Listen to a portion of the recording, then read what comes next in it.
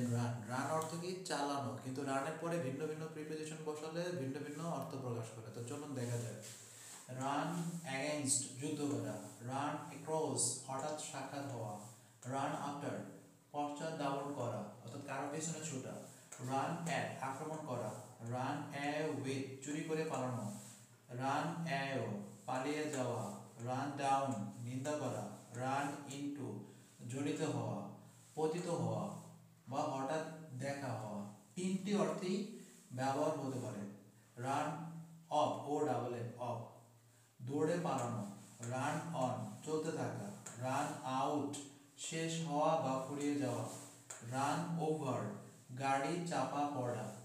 তো আপনারা দেখলেন যে রানের পরে ভিন্ন ভিন্ন প্রিপোজিশন বসার কারণে ভিন্ন ভিন্ন অর্থ প্রদান করেছে, যা বাক্যের অর্থ প্রদানে খুবই গুরুত্বপূর্ণ ভূমিকা পালন করে।